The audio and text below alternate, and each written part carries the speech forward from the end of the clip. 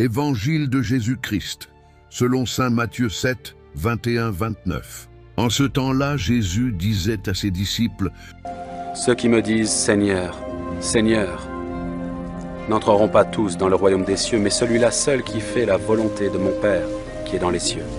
Plusieurs me diront en ce jour-là, « Seigneur, Seigneur, n'avons-nous pas prophétisé par ton nom?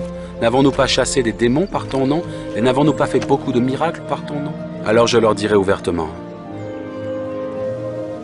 Je ne vous ai jamais connu. Retirez-vous de moi, vous qui commettez l'iniquité. » C'est pourquoi, quiconque entend ces paroles que je dis et les met en pratique sera semblable à un homme prudent qui a bâti sa maison sur le roc. La pluie est tombée, les torrents sont venus, les vents ont soufflé et se sont jetés contre cette maison et elle n'est point tombée, parce qu'elle était fondée sur le roc. Mais quiconque entend ces paroles que je dis et ne les met pas en pratique sera semblable à un homme insensé qui a bâti sa maison sur le sable. La pluie est tombée, les torrents sont venus, les vents ont soufflé et ont battu cette maison. Elle est tombée. Et sa ruine a été grande. Lorsque Jésus eut terminé ce discours, les foules restèrent frappées de son enseignement, car il les enseignait en homme qui a autorité et non pas comme leurs scribes.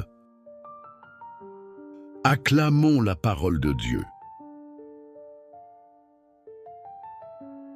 Merci à vous de nous soutenir à évangéliser. Ta foi repose-t-elle sur le roc ou sur le sable? Évangile de Matthieu 7, 21-29.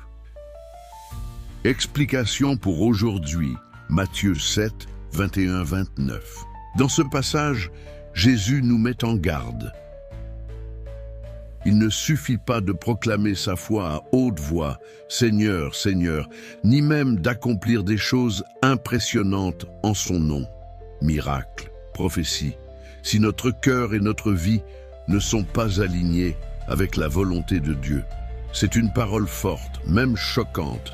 On peut être actif religieusement et pourtant passer à côté de l'essentiel. Message central.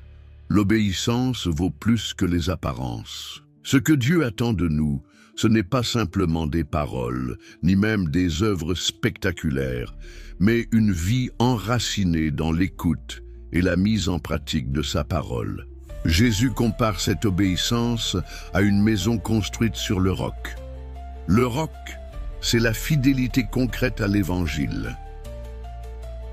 Le sable, c'est l'apparence religieuse sans profondeur. Quand les tempêtes arrivent, maladie, épreuves, doutes, échecs, ce qui tient debout, ce n'est pas l'image extérieure de piété, mais une relation vraie avec Dieu, construite jour après jour.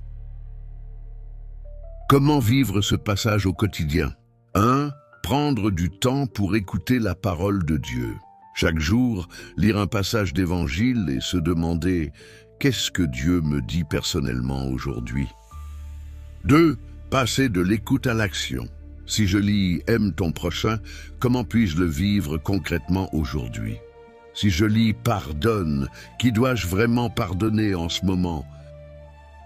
3. Faire un examen de conscience régulier.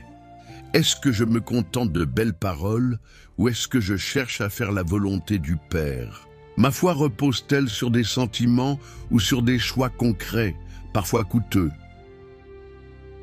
4. Chercher la volonté de Dieu dans mes décisions. Avant de choisir, prier, discerner, demander conseil, ne pas agir sur un coup de tête. Le vrai disciple n'est pas celui qui crie fort « Seigneur », mais celui qui écoute en silence et agit avec fidélité. Aujourd'hui, Jésus ne nous demande pas d'en faire plus, mais de bâtir mieux, sur le roc de sa parole, sur la fidélité à sa volonté.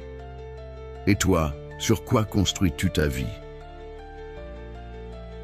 Merci à vous de nous soutenir à évangéliser.